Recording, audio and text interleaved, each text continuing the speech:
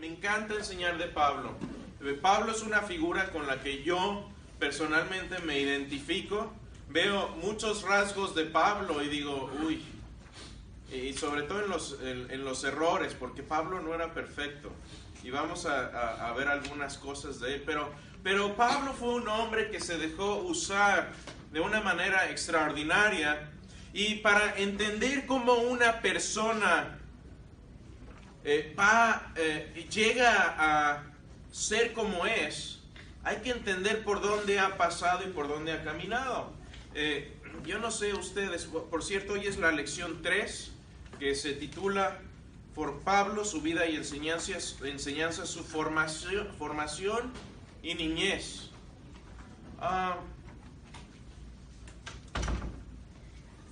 Yo no sé cuántos de ustedes sean padres, pero obviamente todos nosotros tenemos contacto con niños. Y los niños son interesantes porque hay algo especial y hay algo único en cada niño. Y cuando vemos inclusive que gemelos que crecieron en el mismo seno familiar, que tienen el mismo ADN, incluso llegan a ser completamente distintos. ¿Alguno de ustedes tiene familia con gemelos o a lo mejor gemelos? ¿Sí? Gemelas. ¿Gemelas? ¿Tienes hermana gemela? Sobrinas. Sobrinas gemelas. ¿Quién más? Que mi cuñada acaba de tener 2 gemelas. Tu cuñada acaba de tener gemelas. ¿Y tú? Primos idénticos. Primos idénticos. Entonces, también. Mis cuñadas son gemelas y tengo unas primas gemelas. Oh, wow, de veras. Yo tengo una cuñada también. Saludos a mi cuñada Karina, se llama también. Y ella es gemela, tiene una hermana gemela. Ya las distingo, pero al principio era difícil. Y aquí tenemos unas gemelas, pero no han llegado. Pero es interesante ver cómo incluso gemelos idénticos son distintos radicalmente en muchos aspectos. Entonces aquí hay algo interesante en cuanto a la forma en que Dios nos ha creado a cada uno de nosotros. Y aquí la pregunta sería, ¿qué tanto es la gente producto de su genética contra producto de su crecimiento y de su ambiente? ¿Se han puesto a pensar? ¿Qué tanto me ha influenciado los genes de mi papá y mi mamá contra lo que he aprendido o contra lo que he vivido en mi ambiente? Y los psicólogos y los psiquiatras se debaten en cuanto a qué tiene más influencia, si es el ambiente o es la genética. No vamos a debatir eso, pero yo les puedo decir por experiencia, tengo 2 hijas, por aquí andaban hace un momento, y les puedo decir que les hemos tratado de dar la misma educación, los mismos valores, la misma disciplina, y el mismo amor a las 2, pero son totalmente distintas. No podrían ser más diferentes una de la otra. Se llevan bien, y precisamente yo creo que son tan diferentes que se llevan bien, pero son muy, muy diferentes. Julieta es un espíritu libre, le gusta explorar, le gusta estar afuera, le gusta conocer gente, le gusta, es como mi esposa, le gusta la chorcha. Ella, mientras más gente y más amigos y más borlote se arme, más feliz está. La otra es más callada, más se va a su rincón y se queda ahí, es más pensativa, está pensando todo el tiempo, siempre se le está ocurriendo algo. Algo nuevo se le ocurre. Entonces son muy, muy distintas, y para entender a alguien tenemos que entender cómo fueron formados. Obviamente Dios nos formó a nosotros. El Salmo 139:13 me gusta porque dice: tú creaste mis entrañas, habla al Señor, me formaste en el vientre de mi madre, te alabo porque soy una creación admirable, tus obras son maravillosas y esto lo sé muy bien. Luego dice, tu protección me envuelve por completo, me cubres con la palma de tu mano. Entonces Dios nos ha creado y nos ha creado también con un propósito. Pregunta de examen. Hoy todos le van a... ¿Qué examen ya? Algunos todavía tienen. ¿Saben que yo hasta hace poco todavía tenía pesadillas con los exámenes del TEC? Y acabo de saqué una certificación en algo de mi carrera y tuve un examen el viernes. Todavía me dan miedo los exámenes. Yo en la maestría, años de no tomar examen y a ver qué fui. Imagínate, yo estuve igual. Yo me gradué de la maestría 20 años después de que me gradué de la carrera en fin, de ingeniería. Ya habías perdido toda la práctica. Toda. Pero bueno, es como andar en bicicleta. Se vuelve a agarrar. Ahora, ¿cómo fue esto con Pablo? Porque, les decía, no se van a escapar de la pregunta. Seguido vamos a iglesias, incluso vamos a algunos lugares y nos dicen, Dios tiene un propósito para tu vida. Ok. Quiero aclarar eso porque a veces se nos pasa explicar qué es ese propósito y qué tiene que ver. Les pregunto yo a ustedes, ¿cuál es el propósito del ser humano en esta tierra? Somos simplemente como decíamos en la clase, en la serie anterior, somos simplemente un saco de ADN cuyo propósito es reproducir sus genes y morir. ¿Ese es el propósito de la vida? No. Estamos en una caja darwinista donde simplemente, como en un juego de ajedrez, terminamos el juego, se muere el rey, se meten todas las piezas a la caja de madera y se guarda. ¿Es eso? Estamos hechos para que en nuestro funeral digan unas buenas palabras de nosotros, de lo lindo que éramos, y todos regresan a la iglesia a comer pupusas. ¿Cuál es el propósito de la vida del ser humano? Bueno, la palabra dice que somos la sal del mundo, que somos la luz del mundo. Ajá. Somos sal, fuimos creados para, bueno, lo principal es pregonar la palabra de Dios, pero si somos sal, le damos el sabor a este mundo en medio de lo bueno y en medio de lo malo, nosotros ser los que clamemos. Ajá. En tanto que aquellos aún no han venido al Señor, a nosotros nos toca. Entonces, una parte de lo que dices, Elsa, es Dios nos creó para compartir la palabra de Dios. Estoy de acuerdo, pero hay más. Esa es una parte, pero hay otra parte importante. Pues para glorificar. Cumplir su voluntad. Pues, sí, están bien. Exactamente. Hemos sido creados para eso. Yo lo resumo y tengo un cuadro que me hizo mi esposa en mi oficina, porque me lo tengo que recordar seguido cuando estoy trabajando en cosas que no tienen que ver con la escritura. Me hizo mi esposo un cuadro que dice conocer a Dios y darlo a conocer. Ese es el propósito del ser humano, porque el diseño del ser humano es el de estar y conocer a Dios. Es cuando nuestra humanidad llega a todo su potencial en presencia de Dios. Por eso la ausencia de la presencia de Dios nos deshumaniza. C.S. Lewis decía, lo que entra al infierno y lo que termina en el infierno no es el ser humano, sino lo que queda de él.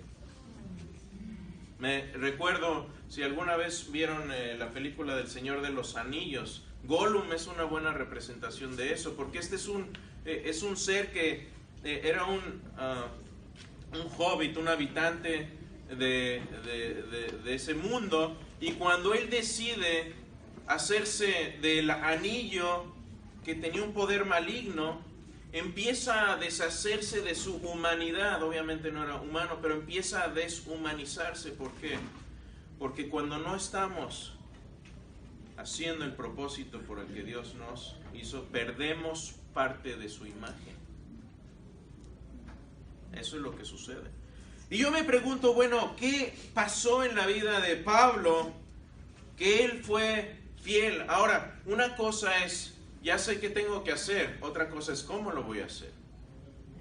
Porque aquí hay muchas profesiones. Uno puede cumplir ese mandato de conocer a Dios y darlo a conocer a través de promoción y medios, o a través de una ingeniería, o a través de la construcción de casas o remodelación de un piso. ¿Por qué? Porque le estamos dando, dice la palabra de Dios, todo lo que hagáis, hacedlo como para el Señor, para su gloria. De hecho, Efesios 2:10 me gusta lo que dice, porque somos hechura suya, hechura de Dios, creados en Cristo Jesús para buenas obras, las cuales Dios dispuso de antemano a fin de que las pongamos en práctica.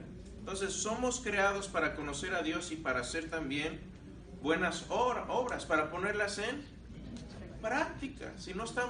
Si solo estamos hablando de Dios, pero no estamos practicando hacer buenas obras, ¿sí? Y a mí me encanta esta iglesia, porque hace buenas obras.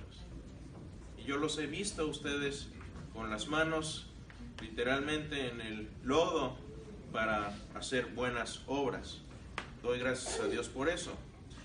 Pero bueno, vayamos un poco y remontémonos un poco a la vida de Pablo para entender, porque llega un momento en que Pablo, terminando su tercer viaje misionero, va de regreso a Jerusalén y ahí lo aprenden, lo acusan falsamente de estar metiendo gente al templo que no debía estar. Ustedes se acuerdan que en el templo no podían entrar en ciertos lugares los gentiles, no los amables, sino la gente que no era creyente. Y lo acusan de eso, y el tribuno, que es un soldado romano, se acerca y lo sorprende y le dice, oye, ¿qué disturbios son estos? Y cuando Pablo le contesta en griego. Y el tribuno se sorprende porque dice, este hombre, ¿cómo es que sabe griego? Y le pregunta, ¿hablas griego? Y no solo eso, sino Pablo le demuestra que sabe mucho más que griego. Vamos a hablar un poco de sus idiomas también. Y el tribuno le dice, oye, pues que no tú eres ese egipcio que anda causando disturbios por ahí. Curiosamente tenemos un registro de los escritos de Flavio Josefo, el historiador judío, que habla de un egipcio que andaba causando disturbios. Esto sin querer coincide con la historia secular, por cierto. Y Pablo le dice, no, yo no soy egipcio, yo soy judío natural. Yo soy judío natural de una ciudad importante, dice, de una ciudad no de poca importancia llamada Tarso, una ciudad de Cilicia. Y preguntaba la vez pasada, ¿dónde está Tarso? Bueno, está aquí en la parte que es Turquía hoy, está en esta partecita de acá.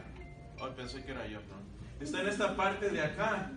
Y Antioquía está un poco aquí. Vamos a ver cuando empecemos a ver los viajes de Pablo, que Pablo utiliza Antioquía como la base principal de sus viajes misioneros cuando empieza a viajar.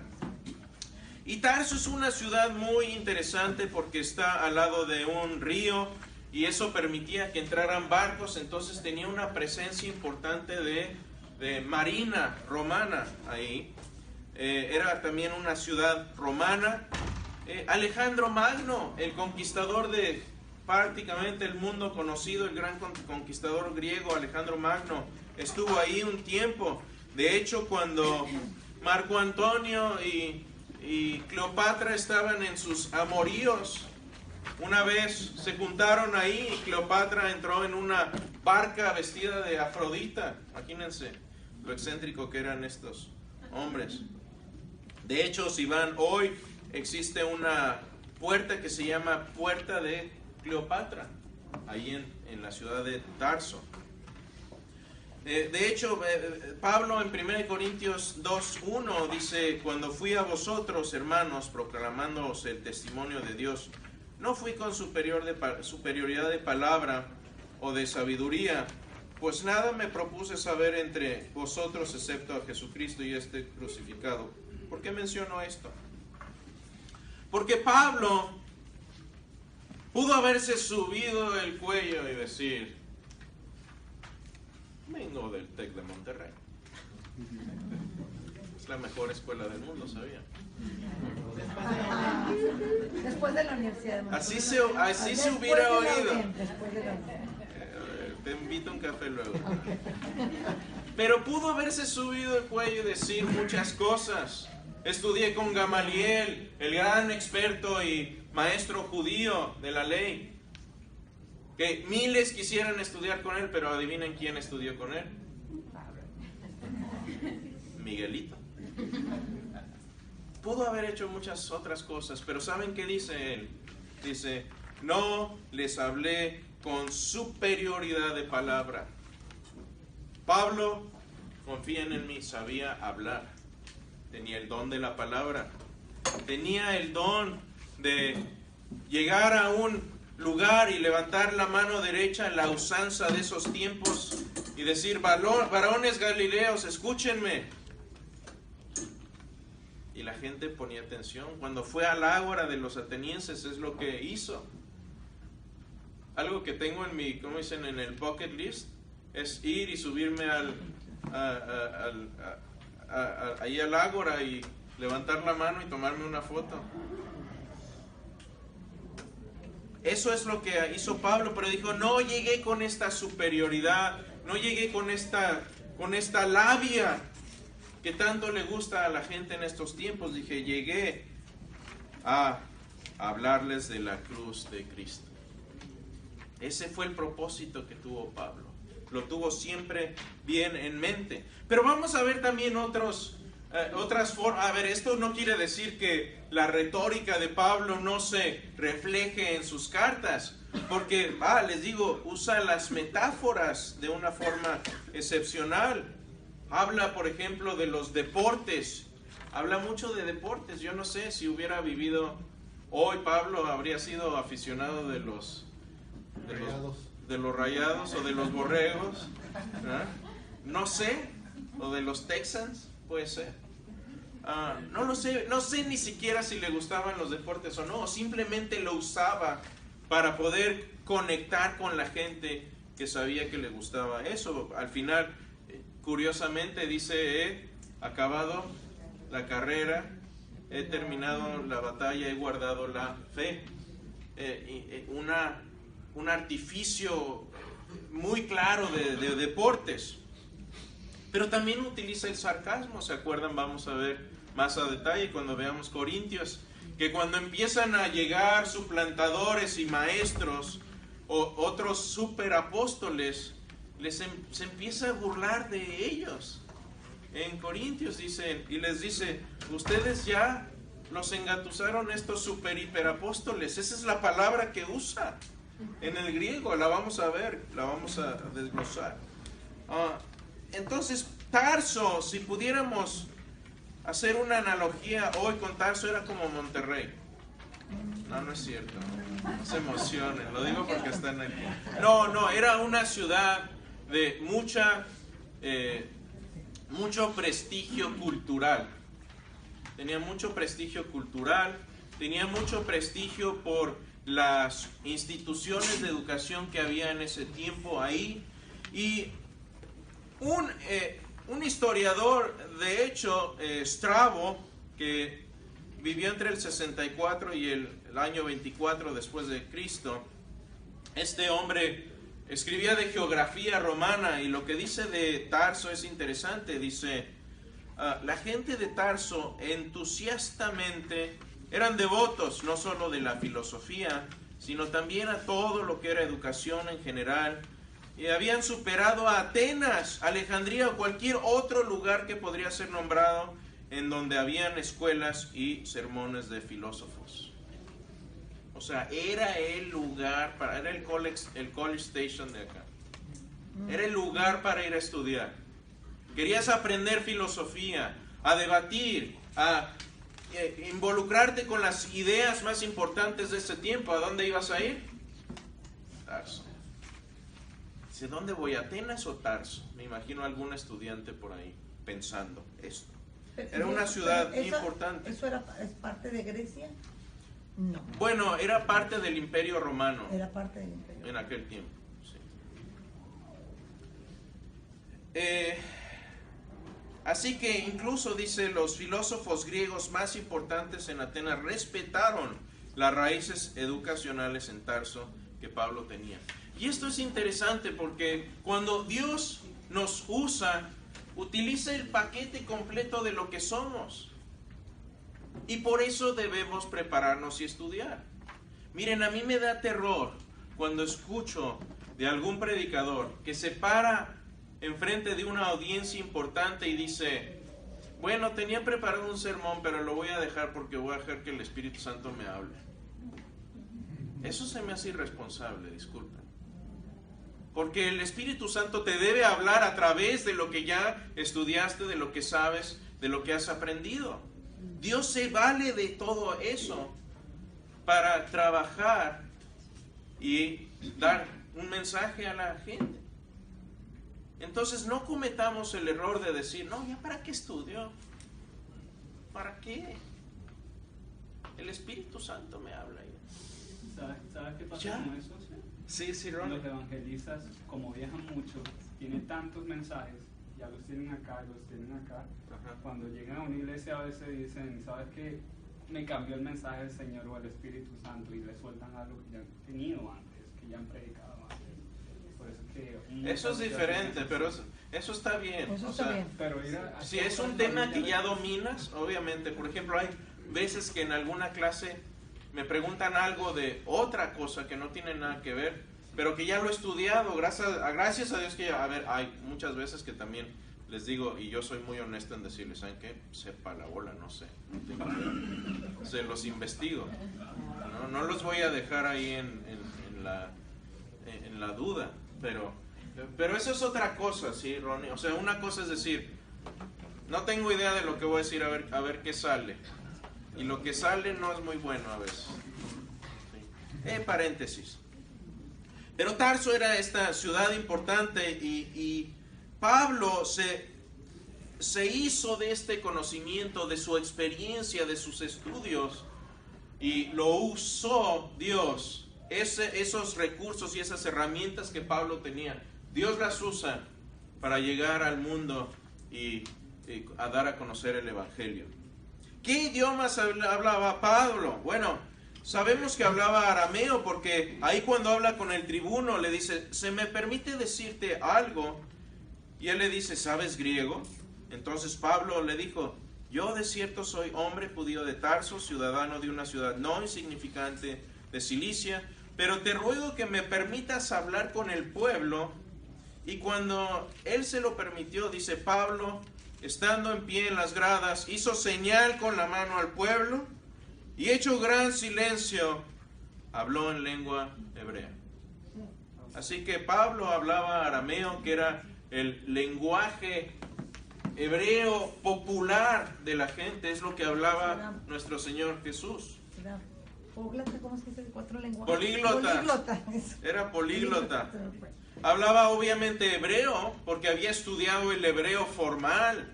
Como judío se habría formado en esto. Obviamente el griego lo dominaba al dedillo, ahí sabemos que lo hablaba. Ahora el latín es un poco especulación mía, pero es una especulación con base. Porque yo no me imagino cómo vivir en un imperio romano donde el latín es la lengua franca de ese lugar, Oficial. la lengua oficial, sin hablar por lo menos un poco de latín. Entonces, como se comunicó con dignatarios y con ciudadanos romanos, y él mismo teniendo ciudadanía romana, por cierto que no era, cuando él sigue la conversación y el tribuno le dice, de hecho lo iban a llevar a flagelar, a golpearlo, y Pablo dice, oigan, es legal, y él obviamente ya sabía, pero ya ven, sale un poco el sarcasmo de Pablo, dice, ¿se vale golpear a un ciudadano romano? Sin ser juzgado. Sin ser juzgado, por cierto. Y le dice el tribuno, ¿eres romano? Sí. Naturalizado. Y le dice,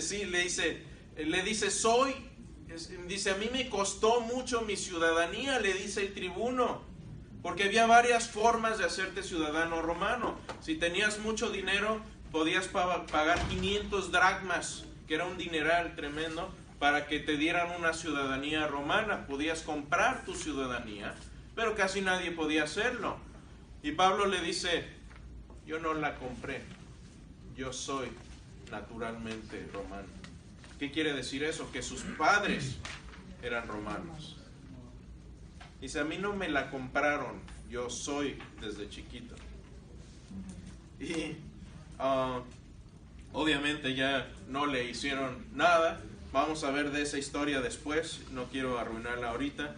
Pero Pablo era políglota y esto le permitió comunicarse con diferentes gentes, diferentes pueblos. Imagínense si hablan diferentes lenguajes, idiomas, y pueden comunicarse con diferentes personas. A mí una vez me llegó una persona, y no se ofenda, si hay alguien que cree en el don de lenguas está bien, no tengo ningún problema con eso, pero una vez llegó una persona muy altiva conmigo y me empezó a decir que yo no tenía el don de lenguas y bla, bla, bla. Y le digo, sí tengo el don de lenguas, hablo 3 idiomas bien y entiendo otros 2. Hablo francés desde chico, el inglés lo aprendí en la escuela, nací en México, hablo español, y le cambié al francés y le empecé a hablar en francés, y se quedó así. Le digo, pues no que tienes el don de lenguas. Le digo, pues que no me entiendes. ¿Sí? No lo quise ofender, pero llegó con una actitud muy altiva ahí. Y después tuvimos una buena conversación. Esto fue hace años. Casi cuando me convertí, casi como 20 años. Anyway, pasa tiempo rápido. Pero Pablo se vale de estas herramientas para llegar a la gente, para hablar con la gente. Moraleja, aprendamos idiomas. Nunca sabes si te va a servir. Imagínate que te puedas comunicar con una persona en ese momento y compartirle el evangelio. Y se ha dado, Déjame darte el testimonio de mi suegra. Mi suegra, yo vivía aquí, pues ella de inglés nada. Y su hija es misionera y se casó con un misionero y se fue a vivir a Georgia. Y estoy hablando de esto muy ella de recién casada, mi suegra los van y la visita. Y pues en aquel tiempo ella en Georgia, nada de hispanos. Y la iglesia donde mi cuñada iba, puro inglés. Uh-huh. Y pues ahí están mis suegros, ¿verdad? En la reunión y se acerca con una señora americana y pues tratando de acabar comunicándose. Uh-huh. O sea, y mi suegra ministró, apoyó en oración y todo a la americana. Uh-huh. Mi suegra no ha vuelto, viene aquí, ahorita está en México, pero viene aquí, no ha vuelto a hablar inglés. Uh-huh. Pero en ese momento el don de lenguas del Espíritu Santo se manifestó y mi suegra habló inglés y entendió el inglés. Dios puede hacer lo que quiera. Obviamente la Biblia dice que si nosotros no hablamos, las piedras van a hablar en italiano. Pero eso no quiere decir que no debamos esforzarnos. Uh-huh. Dios nos quiere usarnos. Pero si nosotros nos queremos, bueno, pues que evangelice la piedra. Sí, hermana. Dios presente porque soy judío. Ajá. Pablo era judío de la religión y judío también por el linaje, ¿no? Exactamente, de hecho la línea de Benjamín, cuando menciona que Pablo era del linaje de Benjamín, quiere decir que era estricto en sus creencias y que podía trazar, a ver, un judío en aquel tiempo que pudiera decir, esta es la línea a la que pertenezco y la tribu, es porque deben tener un registro en su familia de dónde vienen. Eso no es fácil. No sé quién de ustedes le guste la genealogía y que hayan tratado de ver de dónde vinieron. Nosotros tuvimos la fortuna de, mi hermano el más chico estudió en Bélgica y el lado de mi papá venimos de Bélgica. Y entonces se metió al pueblo donde nació el abuelo de mi papá y encontró registros como de 4 o 5 generaciones atrás de Dupones. Interesantísimo, pero eso es muy raro. De hecho, algunos de los registros y de las actas de nacimiento ya estaban en Flemish, que era el el dialecto de ahí, ya ni siquiera en francés, tuvo que utilizar a una de las personas que estaba ahí que todavía medio lo entendía para traducirlo al francés. Entonces es raro, pero Pablo tenía ese linaje y podía decir, aquí está la cadena, vengo de Benjamín. Tal vez no sé si decirlo de esta manera. Tenía la sangre judía, mas nació en Roma, con ciudadanos romanos. Y eso es lo que... Es como un poco como nuestras hijas, por ejemplo. Sangre, mi hija es mexicana porque yo soy mexicano.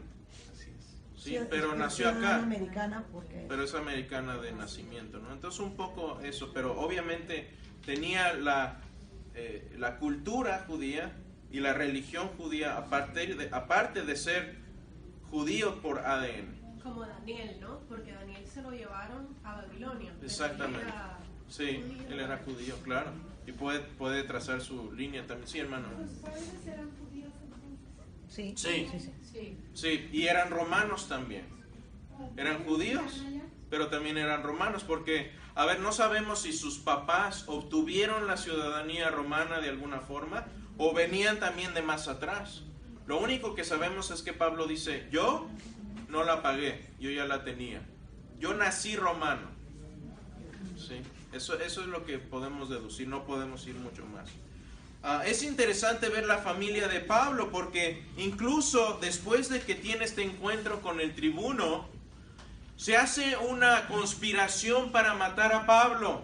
No les sale el chiste a estos judíos y dicen, vamos a armar vamos a tratar de matarlo por nuestra propia cuenta. Y de eso se entera nada más y nada menos que, no tenemos su nombre, pero el sobrino de Pablo. ¿Qué quiere decir? Y Pablo le dice, ve y avísales a las autoridades romanas que mi vida está en peligro.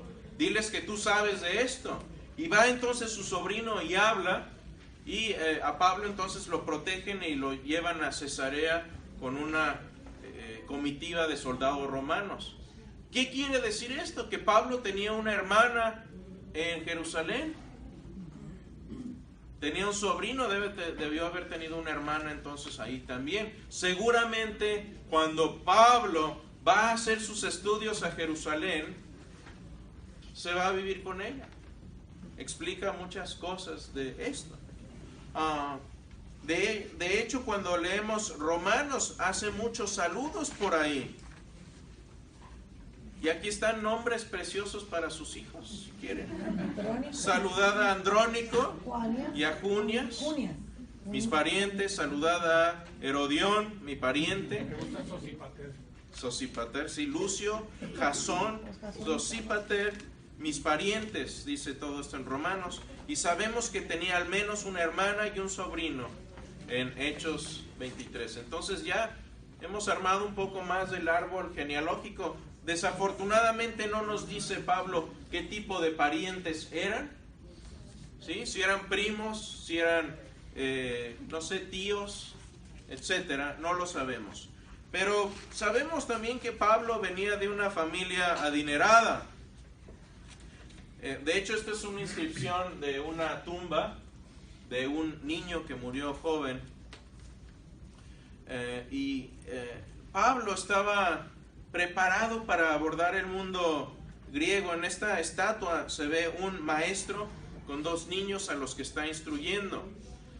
El nombre correcto de un instructor en ese tiempo que se dedicaba a educar a los niños, obviamente esto era en las familias de dinero, era un pedagogo, ¿sí? Así se llamaba, paidagogos. ¿Y qué era un pedagogo? Un pedagogo era como una institutriz que se dedicaba a educar al niño, pero no solamente en cuestiones académicas, sino en todos los aspectos de la vida. Esta sería la persona que lleva al niño a la escuela y después le ayuda a hacer la tarea, le enseña cómo vivir, le enseña buenos modales. Eso era un pedagogo. Y esto era más o menos, si lo transportáramos a tiempos modernos, de la primaria hasta la secundaria. Esto era una labor importante, requería de cuidado, de atención, de ponerse uno a uno con el niño y enseñarle muchas cosas de la vida, enseñarle a cómo caminar en la vida. Pero ¿qué pasa con este pedagogo? Por cierto, el pedagogo podía disciplinar al niño también. Tenía la autoridad de darle pau pau si lo necesitaba. Pero el pedagogo no era un rol para toda la vida.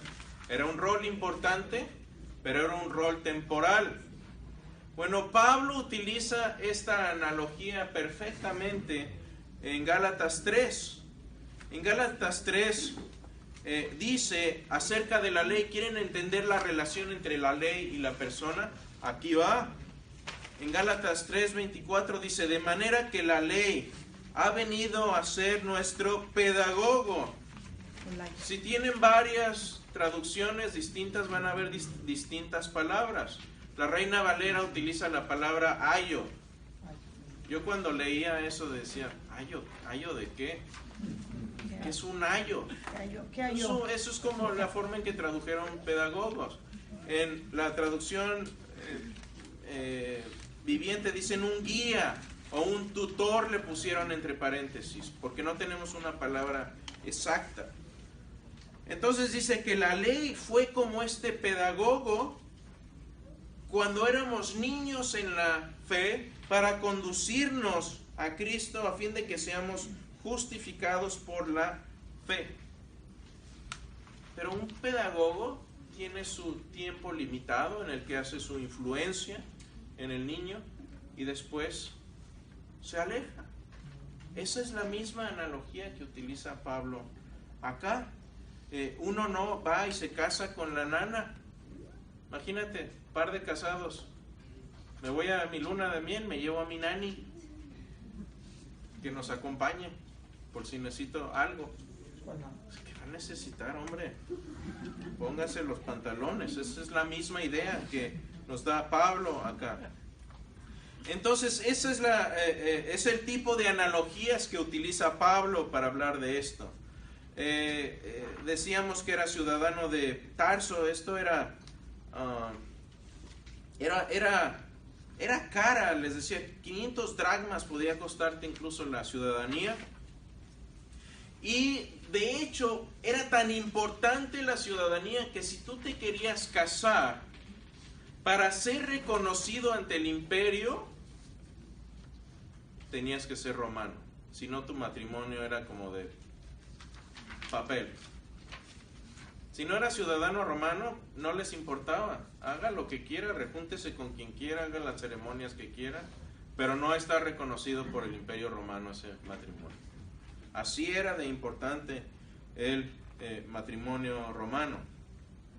Me acuerdo cuando estuvimos en Mozambique en misión allá y hablaba con el pastor Esteban Vázquez y le decía, oye, pues ¿qué pasa si aquí nos cae el Boko Haram o alguno de estas sociedades islámicas agresivas? Me dice, no, pues tú estás bien porque eres ciudadano gringo, van y te sacan, pero yo nomás tengo green card, ni el gobierno argentino no creo que me vaya a venir a buscar. Me dice, ahí te acuerdas de los amigos, me dice. ¿Sí? Entonces, era importante la ciudadanía, te daba protección. Y como ciudadano romano tampoco podía ser condenado a muerte sin un juicio. Y podías apelar al César, que veremos que es eventualmente lo que hace Pablo. Muy interesante. Pero a Pablo le sirvió esto muchísimo. Vamos a ver muchas ocasiones en que su ciudadanía romana o le salva el pellejo o le da acceso a poder hablar con gente importante en ese tiempo. Así que bueno, vamos a dejarlo aquí. Voy a dejar un tiempo de preguntas, pero lo interesante que yo veo de Pablo es que cuando Dios le llama, Pablo ya tenía cierta cantidad de herramientas que Dios pudo usar. Fíjense, Dios lo estaba preparando desde antes.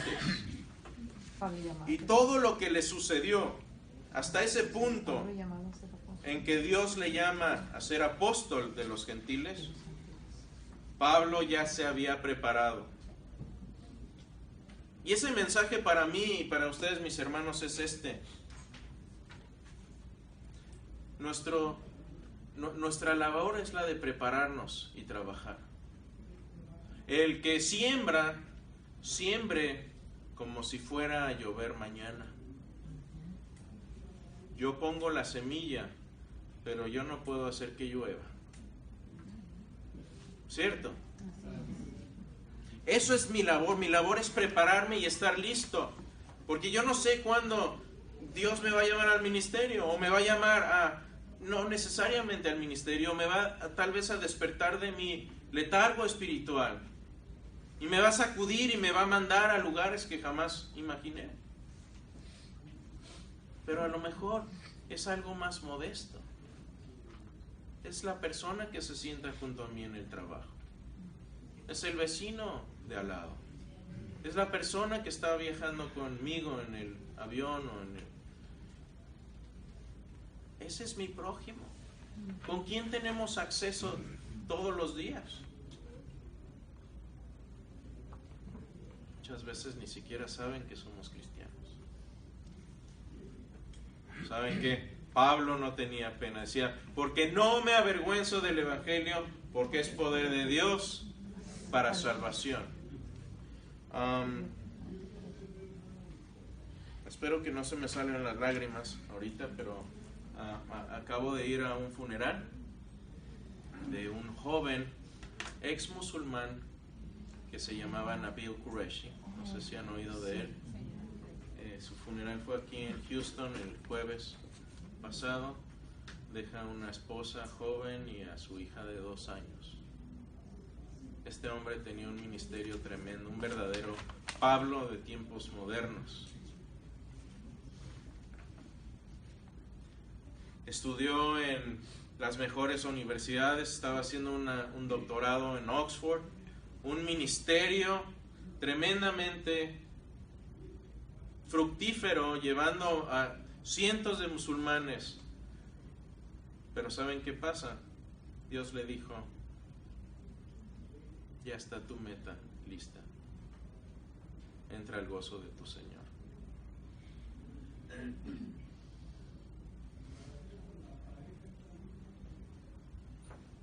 Y yo estoy seguro que cuando él entró escuchó estas palabras: bien hecho, siervo fiel, entra al gozo de tu Señor.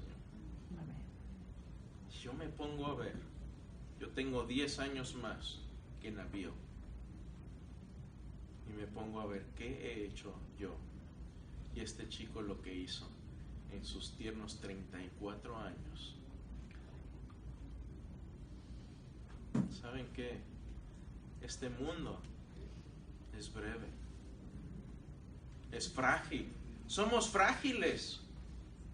Pensemos, no vamos a estar aquí mucho tiempo. En cualquier momento Dios nos puede decir, ¿sabe qué? Tu tiempo ha llegado. ¿Cómo vamos a entrar? Porque yo vi a Nabil grabó videos a través de todo su proceso en un año, desde que lo diagnosticaron hasta que se fue. Y dijo, yo estoy esperando un milagro, pero si no viene el milagro, yo sigo amando a Dios, sigo fiel a Él. Y se mantuvo fiel hasta el final. Yo sé que Nabil está impactando y seguirá impactando con su vida y sus libros mucho más tiempo de lo que muchos nos imaginamos. Eso es como fue la vida de Pablo. La vida de Pablo fue igual, porque Pablo, seguimos hablando de él. Seguimos estudiando sus cartas. Pero el impacto que tuvo lo hizo en vida. Eso a mí me motiva a despertar, a levantarme y decir, ¿qué estoy haciendo con mi vida y con mi tiempo? Voy a ponerme las pilas. Como decimos en México, me voy a poner buzo. Caperuso.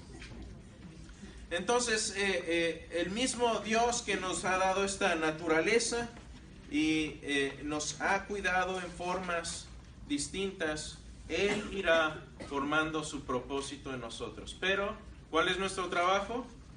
Prepararnos, estudiemos y actuemos también. ¿Quién está junto a mí que le puedo compartir de la cruz? Como dijo Pablo, me di el propósito de predicar la cruz y a Cristo crucificado. Ese era mi propósito, dice Pablo. Entonces todos somos únicos. Cada uno de ustedes tiene diferentes dones que pueden poner en marcha. El propósito ya sabemos, conocer a Dios y darlo a conocer. ¿Cómo? Ve qué dones tienes, porque Dios los va a usar. Pero Dios no lo va a hacer a fuerza. Dios no te hace, ¿cómo decimos? Manita de puerco. Dios no te va a hacer una llave griega ahí, grecorromana, para que te pongas a estudiar y te pongas a cuentas y te pongas a hablar. Él lo va a hacer cuando tú abras tu corazón y le digas, Señor, heme aquí, envíame a mí.